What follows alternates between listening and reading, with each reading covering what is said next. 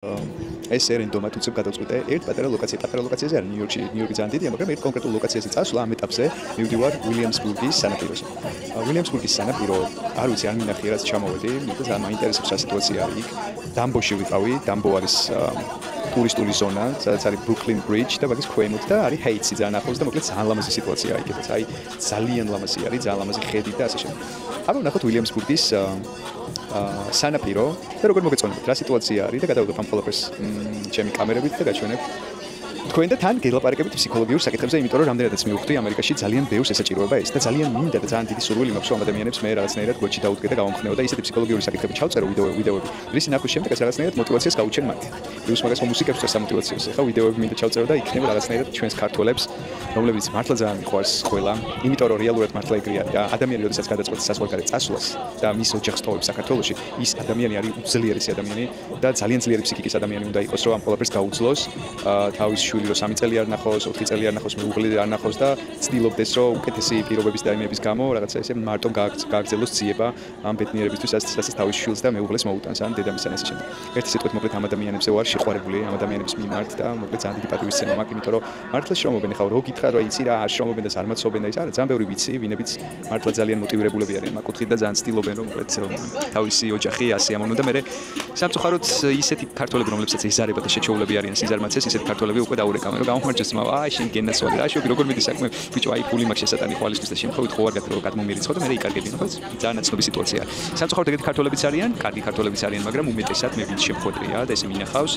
სხვათა შორის ნეგატიურად ვისთანაც ყოფილა, ვის მიმართაც რაღაცნაირად აი ესე ახლა დამომწონებია.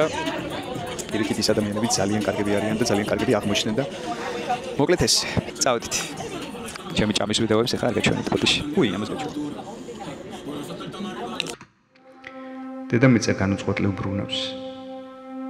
ახალი დღე კი ისევ ერთფეროვნად იწყება. მაგრამ ამ ყოველდღიურობაში ადამიანები ეძებენ გზებს, როგორ წავიდნენ წინ, როგორ გაექცნენ პრობლემებს, როგორ დაეხმარონ ოჯახს. მათ, ვინც ძვირფასია. ყველა ბედნიერებას ეძებს, მაგრამ დრო არ ჩერდება. ცხოვრება კი სწრაფად გადის. ძალიან სწრაფად. და ერთხელ, როდესაც სიბერე ახლოს მოვა და ჩამავალი მზისკენ გაიხედავ, საკუთარ თავს კითხავ. როგორ ვიცხოვრე? რა დავტოვე? ვის დავეხმარე? მართლა ბედნიერი ვიყავი? პასუხები შენს გულში იქნება და იმ მომენტში მიხვდები რა ღირდა სინამდვილეში.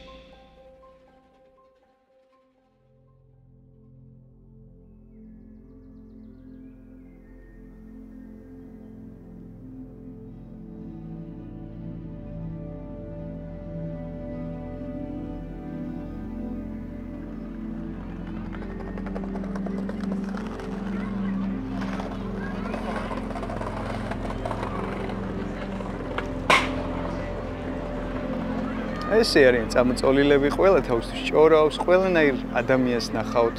ჩინელიდან დაწყებული იქეთ კიდე კორეა, იქ ახლა კორეას და ჩინეთს ერთმანეთს განამდვილად ვერ გავარჩევ, მაგრამ თლიანობაში მოკლედ ძალიან კარგი ადამიანები არიან, პოზიტიურები, საყვარლები ძალიან.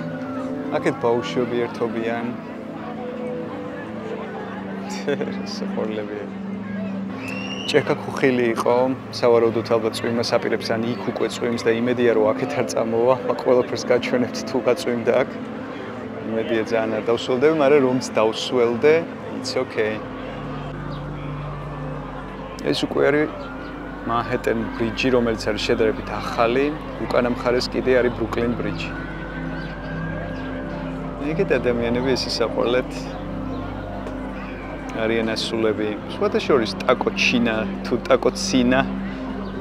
ტაკო ჩინა მექსიკის და ჩინეთის გაერთიანება მეგობრებო. და ეს არის ეს ულამაზესი შენობა, რომელიც არის ძალიან იმპრესივ, რომელიც არის ძალიან განსაკუთრებული, არ ვიცი. მართლა ძალიან ლამაზია, არ ვიცი, რამდენად ახკმადი იქნება, მაგრამ შევეცდები რომ გამოვაჩინო კადრში კარგად. აუ ეს ბავშვი არ შემილია გეხვეწები.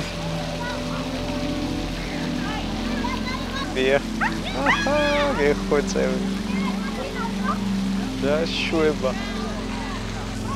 ძალიან სასიამოვნო გარემოა, აი მართლა ისიამოვნებ აქ ყოფნით. შეგიძლიათ წიგნი წამოიღოთ, შეგიძლიათ, რა ვიცი, აი ბევრი რაღაც გააკეთოთ, რაც თქვენ სიმშვიდეს მოგიტანთ რა. ეს ხო ერთ-ერთი ყველაზე მნიშვნელოვანია ზოგადად ადამიანებისთვის რა.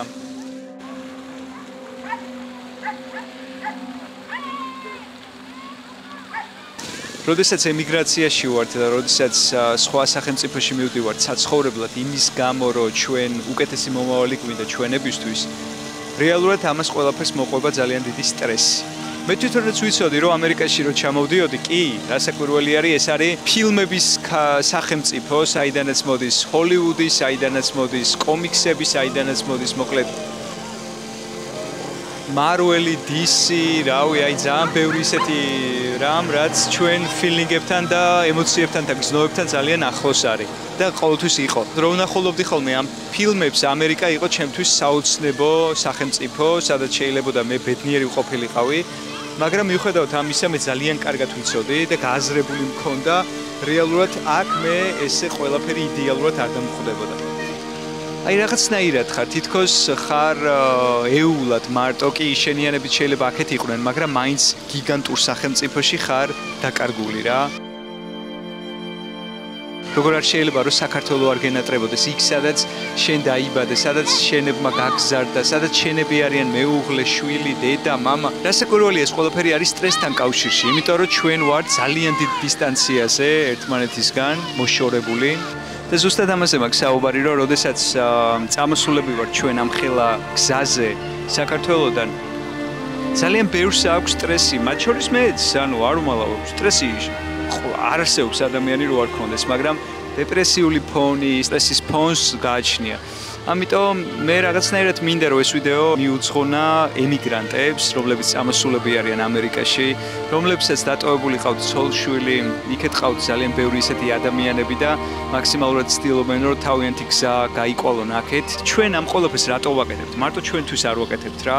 ჩვენ ვაკეთებთ ამას ჩვენებისთვის, რომ ჩვენ ვიყოთ მათთვის კუმირები, რომ ჩვენ დაუმტკიცოთ ჩვენებს, რომ აი ჩვენ შევძელით ეს, რომ აი ბედნიერება მოვიპოვეთ, რომ აი ეს გვაქვს, აი მიწა ვიყიდეთ, იქ სახლი ვიყიდეთ. საბოლოო ჯამში მე მაინც ვფიქრობ, რომ ყველა ქართველი და ყველა ადამიანი ისეთი, ვინც რაღაც ლოკაციაზე დაიბადება, მაინც საბოლოო ჯამში იმ ლოკაციას უბრუნდებით ხოლმე რა. ესე მგონია. მიუხედავად იმისა, რომ მართლა ძალიან კარგი საზოგადოება ტრიალებს აქ, არის ცუდი საზოგადოებაც. ყველგან არის ეგ, მაგრამ თამამად ვამბობ, მართლა თამამად ვამბობ, აი ყველანაირი გადაჭარბების გარეშე, რომ ქართველები და ქართული ერი ვართ ძალიან გამორჩეული ერი. ვიზუალური კუთხითაც, მიდგომების კუთხითაც, გაწიე-გამოწიეს კუთხითაც, იქ რაღაცა ზღვრების ცოტა სხვა ტიპები ვართ, მეგობრებო, ანუ ძალიან ბევრია აქ რო დააკვირდეთ, არიან ძალიან რობოტულები. კი, შეიძლება იქ ვიღაცამ რაღაცა ის Facebook-ი მოიფიქრა, იმან YouTube-ი მოიფიქრა, ამან Tesla მოიფიქრა თუ რაღაც მოიფიქრა. ყველანი არიან კომპიუტერიზირებული ადამიანები, ჩემი აზრით. და ქართველები ვართ როგორები, იცი, თითქოს არ ვართ აი რაღაცა ჩარობოტებული ადამიანები, აი ჩარჩოში მოქცეული ტიპები არ ვართ. ძალიან დასანანია ის ფაქტორი, რომ ჩვენ არ გვეძლევა იმის შესაძლებლობა, რომ ისე განვითარდეთ, როგორც ჩვენ გვინდა. იმიტომ რომ პატარა სახელმწიფო ვართ რა. იმიტომ რომ 4 მილიონი ვართ. 4 მილიონი. 8 მილიარდიდან წარმოგიდგენია თქვენ? ანუ 4 მილიონი 8 მილიარდი. სადღაც 8 მილიარდი ადამიანი თუ ცხოვრობს დედამიწაზე, ჩვენ ვართ მხოლოდ 4 მილიონი, მეგობრებო. მარტო ამიტომ ერთმანეთის დაფასება უნდა გქონდეს ძალიან მაგარი, მაგრამ ეხა ერთ რაღაცას გეტყვით, მე რაც მივხვდი. რამდენადაც მე ცხოვრობ ძალიან მდიდრულად და ის ადამიანი ვერ ცხოვრობს მდიდრულად, ინდომებს მაქსიმალურად ყველაფერს აკეთებს, მაგრამ კეთილია რა, ის ზედმეტად კეთილია და ამ ზედმეტად სიკეთის გამო ვერ აკეთებს იმ რაღაცეებს რა, აი არ გამოსდის. იმიტომ რომ ტყუილი არ შეუულია, ის არ შეუულია, ეს არ შეუულია და აი ის ადამიანი, რომელიც ტყუილში არის, რომელსაც აფერისტობა შეუულია და манипуляცია შეუულია და მსგავსი, ის ადამიანი უნდა იყოს ძალიან მდიდარი და ის მეორე ადამიანი, რომელიც კეთილი არის, ის უნდა იყოს სიღარიბის ზღვარზე. ეს არის თითქოს უსამართლობა და ამ უსამართლობას ვერ ვწვით ჩვენ და ამ უსამართლობის გამო მე ჩვენ გშურს იმ კონკრეტული ადამიანის რატო აქვს იმას, რატო არ მაქვს მე, რატო აქვს იმას და რატო არ მაქვს მე, რატო უნდა იყოს იმის შვილი ესე და რატო უნდა იყოს ჩემი შვილი ესე. არა და მე ხო კეთილი ვარ, მე ხო კარგი ადამიანი და კეთილი ადამიანები ბოროტდებიან. ზუსტად ეგეთი ადამიანები, რომლებიც სიკეთით გაუნლებენ თავიანთ ცხოვრებას და სიკეთე უნახავთ თავიანთი მშობლებისგან და ასე შემდეგ და როდესაც ესეთი ადამიანი ვერ აღწევს ვერაფერს და თავისი შვილი სიღარიბის ზღვარზეა და იქ რაღაცას დაასდევენ 5 ლარს, 10 ლარს და ასე შემდეგ. გასაკვირველია იმას შურს მე იმ ადამიანების, რომლებიც არ იმსახურებენ ამას. რომლებიც მართლა არ იმსახურებენ. მეც მქონია ეგეთი განცდა, მეგობრებო. მეც მქონია ძალიან კარგად ესეთი განცდა, რომ ეხლა მაგერს გეტყვით. ისეთი განცდა მქონია, რომ ადამიანმა ძალიან ცუდად მომექცა. აი, არ ვიცი, იმდენად ცუდად მოიქცა ეს ადამიანი და ის ადამიანი ბევრად უფრო კარგად რო უხედავ ხოლმე, მე ნერვები მეშლება რა. მე უსამართლობის შეგრძნება მეუფლება, რომ ანუ what the fuck, ანუ სად არის სამართალი, სად არის კარმა, სად არის ეს ადამიანმა ესეთი რაღაც გამიკეთა. მე მაქსიმალურად რაღაც. ესე ვცდილობდი, რომ იმ ადამიანის მიმართ რაღაცა პოზიტიურად ყოფილიყავი, ადამიანმა ესე ცუდად მომექცა. ნუ თუ ეს ადამიანი ჩემზე კარგად უნდა იყოს, მაგრამ მე ჩემს საკუთარ თავს ძალიან ბევრი ველაპარაკე, ლაშა, stop. აეხლა დასტოინათ. იმიტომ რომ ყოველთვის ცხოვრება გიგზავნის განსაცდელს და ისეთ ადამიანებს, რომლისგანაც გრჩება ძალიან დიდი სტრესი, იმიტომ რომ ეს სტრესი შენ უფრო მეტად ძლიერად გხდის. საბოლოო ჯამში მე რაც გამოვიარე და რა სტრესიც მივიღე, საბოლოო ჯამში მივხვდი, რომ ეს სტრესი რო არ მიმეღო, მე ამერიკაში რო ჩამოვიდოდი, ზუსტად ვიცი, რომ ეხაც უკვე დეპრესიაში ვიქნებოდი და სტრესის ქვეშ ვიქნებოდი და ცახცახი მექნებოდა და ვაიმე სად ვარ და რა მინდოდა, იდეალურად აწყობილი ცხოვრება მქონდა ასე თუ ისე თბილისში და ის არ მაკლდა, ეს არ მაკლდა, ცნობადობა არ მაკლდა ეს და რატო წამოვედი ამერიკაში? მე რატო წამოვედი ამერიკაში? აი რატო? მაგრამ არა, ეს ყველაფერი ხდება ისე როგორც უნდა მოხდეს. ჩვენ არ ვართ მარტო ის ადამიანები ამ დედამიწაზე, ვინც იღებს გადაწყვეტილებას თავის ქმედებებში თუ რა გზით წავიდეს. მე ესე მჯერა, დღეს რო აქ ვარ, მხოლოდ ჩემი გადაწყვეტილების გამო არ ხდება წამოსვლა. მე უბრალოდ სურვილები მაქვს რაღაც და ამ სურვილების განხორციელება სჭირდება ამ გზის გასვლა. მე მჯერა ესე. ნებისმიერ ადამიანს აქვს გზა და ნებისმიერ ადამიანს აქვს ოცნება და სურვილები. რა ოცნება და სურვილებიც შენ გააქვს, ცხოვრება იქეთკენ გადაგაქანებს. შეიძლება საერთოდ ინდონეზიაში აღმოჩენილიყო, ან სადღაც არ ვიცი, შეიძლება ერევანში და რეალურად მე უცებ იმ სიტუაციაში, როცა იაზრებ, რომ ერევანში რა მინდა, მეგობრებო, ანუ ეხა მე ერევანში რა. ანუ აქ რა მინდა, სად ვარ, სტრესი გაქვს, ვაიმე ის სტრესები, რა გავაკეთო ეხა, აქ არ მომწონს, აუ საქართველოში დავბრუნდე, რაღაც ფოთოები გაქვს. იმიტომ რომ რეალურად შენ არ იცი, შენ გავიწყდება, რომ შენ გაქვს სურვილები და შენ ამ სურვილებს უნდა მიყვე და ამ სურვილებს როცა მიყვები, ზუსტად იქ მიხვალ, სადაც გინდა რომ იყო. ეს ერევანი იქნება საწყისისთვის თუ რაღაცა არ ვიცი, მადაგასკარი, ეს თქვენი სურვილებისთვის ხდება. იმიტომ რომ ცხოვრება ესეა მოწყობილი და ძალიან ბევრი ამბობს. რასაც დაისახავ და რაც გინდა რეალურად რომ აგიხდეს და სადაც ხედავ შენ საკუთარ თავს, იქ შეგიძლია 1,000,000% დადგე, ოღონდ ამისთვის უნდა გაიარო სტრესი, სირთულეები და ოღროჩოღრო გზები და მთიან კლდიანი ადგილები. უნდა გადაიარო, რომ აი იქამდე მიხვიდე, იმიტომ რომ რეალურად ესეთი მარტივი არავისთვის არ არის. არც მილიარდელები არიან ბედნიერები, არც მილიონრები არიან ბედნიერები. ყველას აქვს სტრესი, ყველა განიცდის რაღაცას. ვიღაცას შვილი უკვდება, ვიღაცას დედა ეღუპება ისეთ დროს, როდესაც საერთოდ არ ელოდება. ვიღაცა ხელის გარეშე რჩება, ფეხის გარეშე, მხედველობა ეკარგება. ძალიან ბევრი რაღაც არის ნიუანსი. შეიძლება ადამიანი ვიცი მილიონერია და ისეთი უბედურია მეტი რო არ შეიძლება. ადამიანი ვიცი ძალიან ბევრი ფული აქვს, მაგრამ ეგეთი ფულის ქონას ყველაფერი სხვა ურჩევნია. ურჩევნია რომ საერთოდ არ ქონდეს ფული და იყოს ბედნიერი და იყოს სადღაც სოფლის ბოლოში. ვიცი ეგეთი ადამიანები. არიან ძალიან დიდი ფულის პატრონები, აქვთ 10-20 სახლი და ბედნიერები არ არიან. მაგიტო არის რომ ამ ცხოვრებაში ყველაზე მეტად უნდა გინდოდეს ბედნიერება, მეგობრებო, რაც გაცლევს ბედნიერებას. მე ბედნიერებას მომანიჭებდა მაგალითად სიმართლე თუ გაინტერესებთ, ეხლა ჩემ თავს რო ველაპარაკები ხოლმე, აი მინდა რომ როგორც კვარაცხელიამ, როგორც დვალიშვილმა, როგორც თოფურიამ, როგორც არ ვიცი, ბევრმა ისეთმა ადამიანებმა, აი ჩაკვეტაძემ, ფეხბურთელებმა, უფრო სპორტსმენებზე მაქვს ალბათ საუბარი, იმიტომ რომ მაგათ უფრო კარგად გამოსდით ეს საქართველო რო ასახელონ. მომღერლებიც ასევე, მე ვამაყობ ეგეთი ქართველები და მეც მინდა რომ წვლილი შევიტანო. რეალურად, იმიტომ წამოვედი მე ამერიკაში, რომ ზუსტად ეგ მისია მაქვს და ეს მინდა რომ გავაკეთო, რომ მე მინდა ადამიანი, რომელიც ცდილობს საკუთარი ქვეყნის საზღვრებს გარეთ გატანას, ეს ჩემთვის არის ძალიან დასაფასებელი. ჩვენ ამ ცხოვრებაში ესე უბრალოდ მოსულები არ ვართ და რადგანაც ვართ მოსულები, ჩვენ უნდა ვიყოთ საკუთარი თავით ძალიან კმაყოფილები, მით უმეტეს თუ შენ ორი ხელი გაქვს, ორი ფეხი გაქვს, ორი თვალი გაქვს, აზროვნებ, კისერს ხრი, წელი პრობლემას არ გიქმნის, მით უმეტეს თუ ესეთი ადამიანი ხარ. და თუ კი რაღაცა ნაკლი აქვს ადამიანს ზოგადად ფეხის, ხელის, მასაც შეუძლია მსგავსი რაღაცების გაკეთება რა და ეს არის ძალიან სასიხარულო და მართლა ძალიან დიდი სურვილი მაქვს რომ ქართველებმა შეუძლოთ ეს რომ ერთმანეთის გვერდში დგომით მოვახერხოთ ის რომ ჩვენი ბაზარი, ჩვენი ადამიანობა და ჩვენი რეპუტაცია და ადამიანები, ქართველები, რომლებმაც ეს რეპუტაცია ცოტა შეგვილახეს, ქურდობებით იქნება თუ იმით თუ ამით, მინდა რომ ეს რეპუტაცია ისევ გავიმყაროთ ქართველებმა, იმიტომ რომ ამდენი საუკუნის მანძილზე ჩვენ ღირსებ არ დავკარგეთ, ჩვენი ადამიანობა არ დავკარგეთ. როდესაც საქართველოს ყავდა ძალიან ბევრი მტერი. გინდა იქედან, გინდა აქედან, ყველა კუთხით ლოგიკურად ესე რომ ვიმსჯელოთ, საქართველოს დღესდღეობით არ უნდა არსებობდეს. უნდა იყოს ან ირანი, ან თურქეთი, ან ეს, ან ეს, სპარსეთი და ასე შემდეგ. რადგანაც დღესდღეობით ჩვენ შემორჩით და ჩვენი ენა გვაქვს, ძალიან ლამაზი ენა. სხვათა შორის, აქ რომ ვლაპარაკობ ქართულად, უცხოელები ისე რას მეუბნებიან, რომ გონია რომ ფრანგულად საუბრობთო რა. მეთქი რა ფრანგულად მე გადავი რა ხ და რაღაც ეგეთ ფრანგული ენა ძალიან რბილი და ისეთი. არა, ძალიან ლამაზი ენა გაქვთ. სხვათა შორის რამოდენიმე ადამიანმა მითხრა ეს და ძალიან მიხარია, ესე რომ ჩვენ ყველანაირი რესურსი გვაქვს და ყველაზე მთავარი რაც გვაქვს, ეს არის ქართველებს გვაქვს გემოვნება.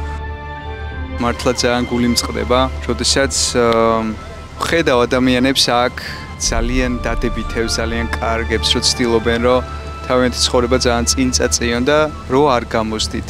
იმიტომ რომ ფსიქოლოგიურად ვერ არიან ისეთი ძლიერები, რომ რაღაცნაირად საქმე წინ წაიყვანონ რა. რაღაცნაირად ცდიან ამას, მე რაღაცა ვერ გამოსდით, მე ცდიან, თან ოჯახი ენატრებათ, თან ის, თან ეს, თან. როდესაც ამერიკაში მოდიხარ, როდესაც საქართველოსდან გადიხარ და გინდა რომ რაღაცნაირად დაიმკვიდრო თავი და მაქსიმალურად დიდი სარგებელი ნახო და იპოვო. ამისთვის წინასწარ თქვენი თავი უნდა შეამზადოთ, რომ ამ ხელაქალაქში მიდიხართ მარტო და იქნებით წლების მანძილზე ესე და ესე ყველაფერი სამწუხაროდ მარტივად არ გამოდის. ესეა ალბათ როგორც ყველა სოციალურ ქსელს აქვს თავისი რაღაცა ესეთი გასაღები, რომ წარმატებული გახდეს ზუსტად ცხოვრებასაც ესეთი თავისი გასაღები აქვს. სირთულის მერე უკვე მიდიხარ იმ გზაზე, სადაც ბედნიერი ხდები და თავს კარგად გრძნობ და კომფორტულად. ეგარი. ამიტომ მინდა მაქსიმალურად ყველას უსურვო ძალიან დიდი წარმატება, ჩემი გვერდში დგომა, მაქსიმალურად შევეცდები რომ ამ ქართველებს, რომლებიც ემიგრაციაში არიან, დავეხმარო, ფსიქოლოგია მართლა ძალიან კარგად გავამდის, ჩემი საქმიდან გამომდინარე, ტატუებიდან გამომდინარე, მოკლედ რაღაცნაირად შევისისხლ ხორცზე და ძალიან მომწონს ფსიქოლოგია და ადამიანების დახმარება და საუბარი. სხვების აზრის მოსმენა, რასაკვირველია, მათაც უნდა გადახსნან ეს გული, იმიტომ რომ რეალურად ადამიანები, რომლებიც მზად არ არიან მსგავს თემებზე სასაუბროთ, ზოგს პრობლემა აქვს ხოლმე, რომ აი არ მინდა რომ ჩემი ნეგატივი გადმოგცე. მაგრამ რეალურად რავი, რატომაც არა რა, პირიქით, ანუ მე მართლა სიამოვნებას ვიღებ ადამიანებს ფსიქოლოგიურად დავეხმარო რა. რეალურად ჩვენი მისია არის ეგ. ჩემიც ეგ არის. რომ მინდა რომ დედა ჩემი, მინდა რომ ჩემები რაღაცა კარგად იყვნენ და რაღაცნაირად წვლილი შევიტანო თუნდაც ბედნიერებაში, ან ჩემების და საქართველოს, მთლიან საქართველოს და ქართველების. ასე რომ მაქსიმალურად შევეცდები, რომ იმდენი გავაკეთო, რომ ქართველებმა იამაყონ ჩემით რა. მეც რაღაცნაირად მსგავსი ფიქრები მაქვს და სურვილები. და ამ სურვილებს მე ზუსტად ვიცი, რომ ჩემი ცხოვრება დამეკმაყოფილებს, რასაკვირველია რაღაც სირთულეების მერე. წავედით ჩვენი ელექტროსკუტერით.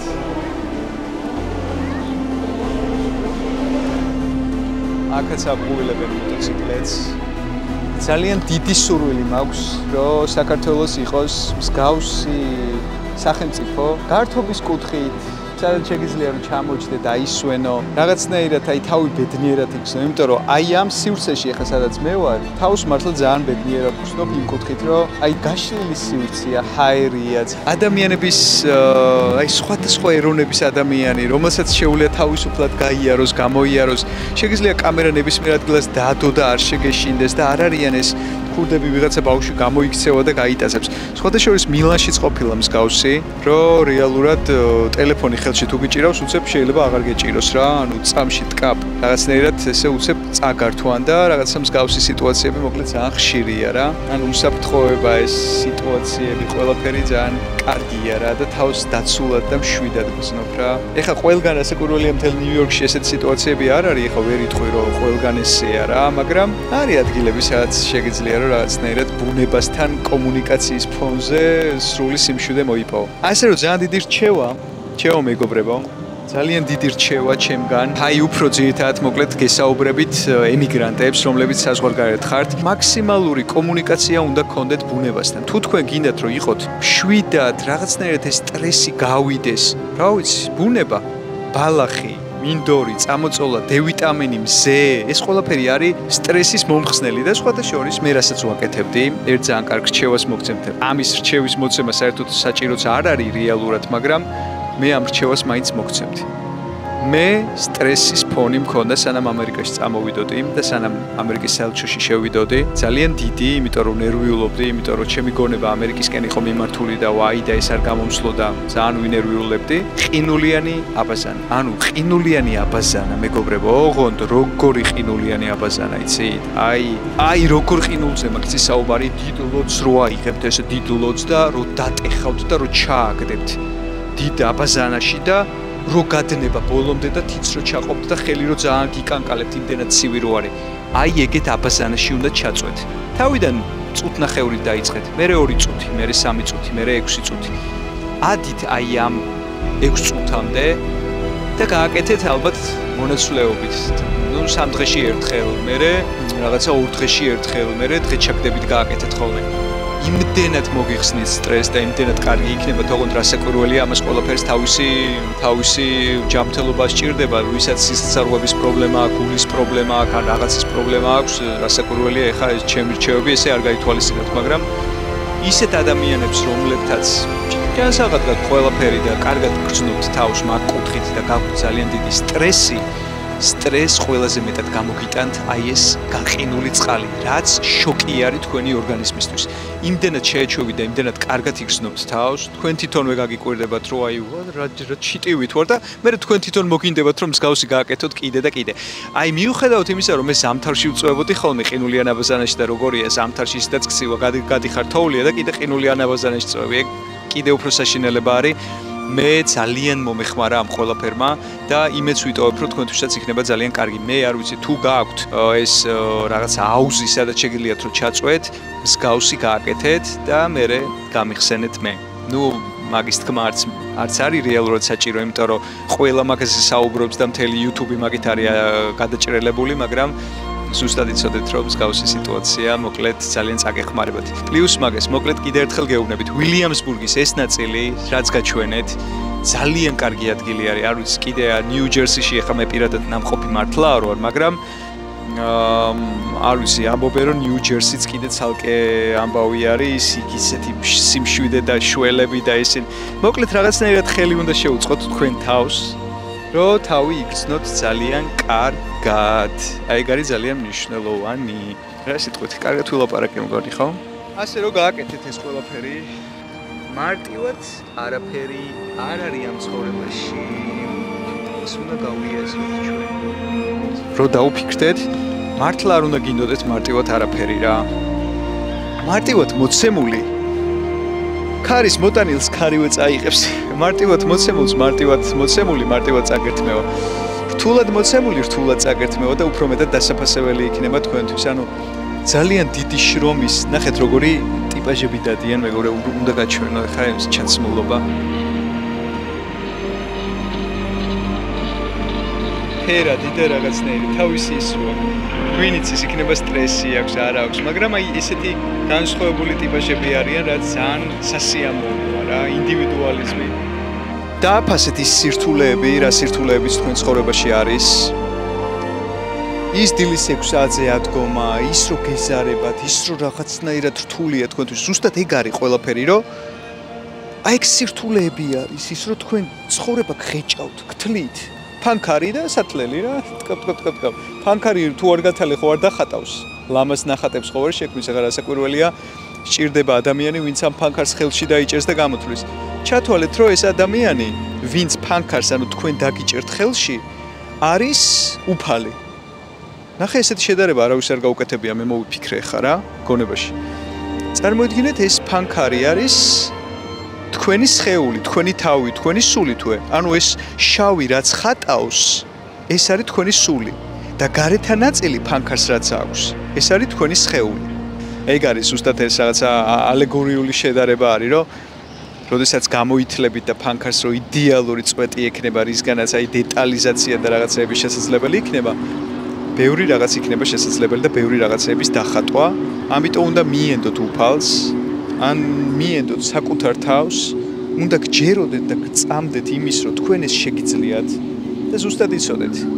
თქვენ თუ უფალს უყვარხართ და თქვენ თუ ცხოვრებას უყვარხართ, მეგობრებო, იცოდეთ, რომ ეგეთ ადამიანს უფრო მეტი სირთულეები აქვს, ვიდრე იმ ადამიანს, ვინც ცხოვრებას ფეხებზე კიდია რა. ცხოვრება მარტივად მილიონს მისცემს, ჩაახუტებს. 5-6 დღე, 1 წელი, 2 წელი იქნება ძალიან ბედნიერი, დახარჯავს იმპულს, რაღაცა გამოიყენებს, იგულავებს, აგულავებს სხვასაც, ბრახ და მე არაფერი არ იქნება. და ეგეთი ადამიანი, რომელიც მაგ 2 მილიონს, ან 3 მილიონს, ან 10 მილიონს დაკარგავს, ის გაცილებით უფრო დიდ დეპრესიაში და სტრესში იქნება, ვიდრე ის ადამიანი, რომელიც სირთულეებიდან ნელ-ნელა აღწევს რაღაცას. აი გან, ამიტომ ადამიანს, რომელსაც ჯერა, აუცილებლად გამოვა. ამიტომ გჯეროდეთ საკუთარი თავის. მესმის, რომ წამოსული ხართ ამერიკაში, მესმის, რომ გერმანიაში ხართ, იტალიაში ხართ, რაღაცნაირად გინდათ, რომ თქვენიანები კარგად იყვნენ თქვენს ფონზე. რასაკვირველია, ამ ყველაფერს არ უნდა გქონდეს გადაზედმეტებული ქმედებები. ანუ, აი ეგეთი რაღაცები, მეგობრებო, მე ძალიან კარგად მივხვდი, რომ მსგავსი შეცდომები მე არ უნდა დაუშვა. ყველა ადამიანს გვაქვს რაღაც შეხედულებები. და ყველა ადამიანი ვიაზრებთ იმას, რომ ის ადამიანი ჩვენთვის წვალობს. მაგრამ რაღაც მომენტში ჩვენ ეს ყველაფერი გვიჯდება თავში რა და თავს აღარ ვატათ იმაზე ფიქრს, რომ ის ადამიანი რამდენად წვალობს ჩვენთვის. აღარ ვატანთ რა, ანუ ვიცით, რომ იმის ფულს ჩაგვირიცხავს ხვალზე, მასე, მე ბინას ვიყიდი, კარგად ვარ, ფეხზე გადადებული. მაგრამ იმაზე არ ვფიქრობთ, ის ადამიანი როგორ იტანჯება და წვალობს იმის გამო, რომ ჩვენ ეს ყველაფერი გამოგვიგზავნოს და ჩვენ ვალდებულებაში გადაგვდეს. ეგ არის ძალიან ცუდი, რომ ჩვენ ადამიანის თხოვნა, ფულის თხოვნა, ეს ვალდებულებაში გადაგვდის და მე გვეზარება, რომ ჩვენვე გავანძრიოთ ხელი და ეს თქვენი დანაშაული კი არა, ეს არის იმ ადამიანის დანაშაული რეალურად, ვინც ამ ყველაფერს აკეთებს და ვინც გიგზავნი და ვინც ესე გეპოტინებათ და გელოლიებათ. მე არ მესმის იმ მშობლების, რომლებიც ზრდიან თავიანთ შვილებს და ზრდიან ისე, რომ ეუბნებიან, რომ აი შვილო, თქვენ ყველაფერი გაქვს, არაფერი არ მოგიკლია მე და მამა შენს, აი ყველაფერი გაქვს. აი ფულიც გაქვს, ის რა გინდა მუშაობა შვილო, აი არ გინდა, სად რატო, რამდენი ვიცი ეგეთი. ვაიმე, რამდენი ვიცი ეგეთი, მეგობრებო, ძალიან ბევრი ვიცი ეგეთი. აი ესე რაღაცნაირად თავიანთ შვილებს არც პირადი ურთიერთობა არ აქვთ, არც სამსახური არ აქვთ, არც ის არ აქვთ, ერთადერთი ძალიან კარგი სახლი აქვთ და მოკლედ, რა ვიცი, კარგი მანქანა ყავთ და ასე შემდეგ. რეალურად რო ვეკითხები ამ ადამიანებს, რომ რატო, ანუ სამსახური არ გინდა, არა, ჩემი მშობლები არ მაძლევენ მაგის საშუალებას. ეხლა სიმართლე რო გითხრა, ვერც დავუწყებ მუშაობას. რას ქვია, ვერ დაიწყებ მუშაობას, ხო? იმიტომ რომ იმდენად ისე აღვიზარდე და იმდენად ისე ვარ, რომ ეხლა ვერ წარმომიდგენია სადმე რომ სამსახური დავუწყო. What the fuck? ანუ რა ჩანდაბა, მეგობრებო, ანუ რატო ღმერთო?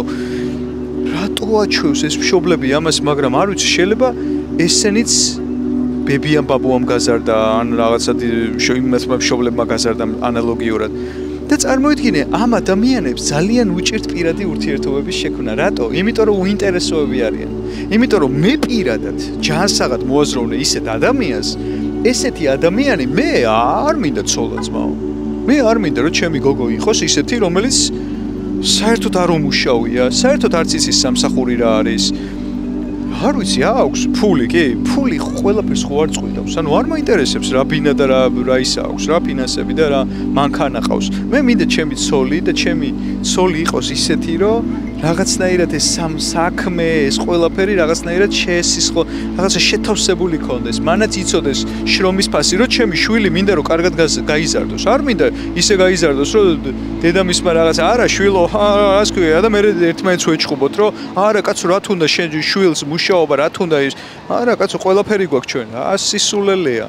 ეგეთი რაღაცების მე არ მჯერა და არ მწამს. ამ ცხოვრებაში ფეხი-ფეხზე გადადებული ვიყო და ველოდო იქ ბაბუა ჩემი და ბებია ჩემი როდის გამომიგზავნის ფულს და როდის მიყიდის ახალ ბინას და მანქანას, რომ მე ის მანქანა ავდგე და გადავაგდო და ის ბინა ავდგე და დავწვა და იქ 1000 ვიღაცა ავიყვანო და ასე. მაგას არანაირი ფასი არ ექნება. ზუსტად ფასი აქვს იმას, რომ შენ ამ ყველაფერს შენი შრომით აღწევ. ისეთი შრომით, რომ აი ოფლი წურწყულით გაგდეს. და ზუსტად ეგ მომენტი არის მეგობრებო, რომ ჩვენ ოქროს შუალედი უნდა დავიჭიროთ. ოქროს შუალედი. და ეს ოქროს შუალედი რა, როგორ იქნება და როგორ არის, ეგ ნამდვილად არ ვიცი მე, მაგრამ ვიცი ერთი რამ, რომ ამ ოქროს შუალედის დაჭერა სირთულეებთან არ არის კავშირში. თავარი არის უბრალოდ სწორად დაზროვნებდეთ, კარგი მოაზროვნეები იყოთ, იცოდეთ რა არის სწორი, რა არ არის სწორი, რაღაცები წაიკითხოთ. შეიძლება თქვენმა მშობლებმა საერთოდ სხვანაირად აღგზარდა და გითხრათ, რომ ეს არის სწორი, მაგრამ მოდი და წაიკითხე რაღაც ფსიქოლოგიური წიგნები, წაიკითხე შვილის აღზრდის რაღაცა ის სწორი ფორმა როგორ არის, რა არის სწორის. ბავშვის აღზრდას აქვს ძალიან დიდი მნიშვნელობა. მე დაკვირვებული ვარ მშობლები ბავშვებს, როცა როგორ ზრდიან 18 წლამდე, ყველანაირ უშასტიკებს აყურებინებენ. იქ ვიღაც დაყულებს, ქათამს როგორ კლავენ, ღორს როგორ კლავენ. იქ სოფლებში ღმერთო ისეთები ხა მეც ვიცი მსგავსი ხა მეც მქონია მსგავსი რომ ძალიან დიდი ტრამვა იყო ჩემთვის ბავშვობაში, როდესაც მე ვხედავდი ქათამს თავს როგორ აცლი და ნუ ვიღაცა რა. ან ყელს ღორს როგორ აჭრიდა სიტყვაზე თუ ანუ არ მინდა ამაზე საუბარი. ან იქ ძროხას როგორ იმაშვებოდნენ, აქ რაღაცა სიწითლე რო ესხაგე. ეგეთი რაღაცა არის ბავშვისთვის ძალიან სტრესული. მე ეგ ყველაფერი შიშს იწვევს, მაგიტო არის რომ მე სისხლზე გართულება მაქვს რა, სისხლის შიში მაქვს, ფობია მაქვს. მიუხედავად იმისა, რომ სამედიცინო და მედიცინა და ანატომია ძალიან მაინტერესებს, სისხლზე მაქვს ფობია. პატარაზე ოდნავ გავიჭრი, ოდნავ სისხლი წავამივა თუ არა. ეგრევე ავყირავდები, ანუ ძალიან კარგად იციან საქართველოში მით უმეტეს რომ მე რო ვენიდან სისხლს მიღებენ, სისხლს არ უნდა შევხედოთ, თორე ეგრევე ატრიალებული ვარ რა. ეგ არის ბავშვობაში მახსოვს. მახსოვს რომ სისხლი კავშირში იყო სიკვდილთან, შიშთან, იმასთან, ამასთან, ფართხალთან, გულის წასვლასთან, რაღაცა იმებთან. მე აღარ მოძრაობდა ის რაღაცა, ანუ რაღაცას იმას ვხედავდი და აღარ მოძრაობდა და მე მიკვირდა, რატო აღარ მოძრაობს ეგ. ხვდებით, ანუ ყველაფერი არის კავშირში. ზუსტად ეგ არის რომ მე ჩვენ ვიზრდებით ისე რომ ჩვენ გვიწევს, რომ ჩვენი მშობლები ან ჩვენ წავიდეთ საზღვარგარეთ და იქ პოვოთ ჩვენი სიმშვიდე ან ჩვენი შვილები და მშობლები გვინდა წავიყვანოთ, ან ის გვინდა, ეს გვინდა, რაღაცნაირად მე ჩვენ თვითონ სტრესში ვარდებით და მოკლედ არ არის მარტივი რა. ძალიან რთული საკითხი არის ეს ყველაფერი, ამიტომ მინდა რომ ჩვენს ემიგრანტებს, ადამიანებს მართლა რომლებიც ძალიან ბევრს შრომობენ, წვალობენ და არ იცით თქვენ ემიგრანტების ცხოვრება მართლა როგორი არის. რეალურად ეხა მე 6 თვეა რაც ამერიკაში ვარ და ნელ-ნელა უკვე ვითვისებ და ეხა უკვე თითქოს მოვერგი აქაურობას რა. აქამდე ცოტა მიკვირდა სად ვარ, როგორი გარემოა რა, რაღაცა მეუცნაურებო და ყველაფერი. ყველას უყურებ. ყველანაირ ადამიანები ვარჯიშობენ, ერთმანეთს იცნობენ, კომუნიკაციებს, აიდან ხარ, ის ხარ, თურქი, აი თქვენგენაც ყველაში არის დადებითი მხარე რა, ყველა ეროვნებაში. პოლიტიკა ბინძურია, მაგრამ ეროვნება ყველა ძალიან დადებითი არის რა. მით უმეტეს არ ვიცი, ამ სახელმწიფოში კი არის რაღაც ბრონქსის და ისეთი ადგილები, სადაც მე ნამყოფი არ ვარ, ძალიან მაინტერესებს ერთი წავიდება ეგეთ ლოკაციებზე, მაგრამ ყოველ შემთხვევაში ყველა კატეგორიის ადამიანს შეხვდებით. ძალიან საინტერესოს და ყველა ერთმანეთს უღიმის, საიდან ხარ კომპლიმენტს ეუბნებიან. რასაკვირველი არიან ადამიანები, რომლებიც უჟმურები არიან. ერთთან მივედი რაღაც კომპლიმენტს ვეთქვითხო და ისე ამი ბზუილა მხარი და ისე აჰა ბოდიში. მეთქი დავაშავე ძალიან მაპატიეთ. მოკლედ ეგეთი ამბები. აი ესეთი ვოიაჟი გამოგვივიდა მეგობრებო, უილიამსბურგის სანაპიროზე, რომელიც არის ძალიან ახალგაზრდული, ძალიან ძალიან კაი გარემოა რა. შეგიძლიათ აქ მოხვიდეთ ხოლმე, შეგიძლიათ დამბოში წახვიდეთ, შეგიძლიათ უილიამსბურგში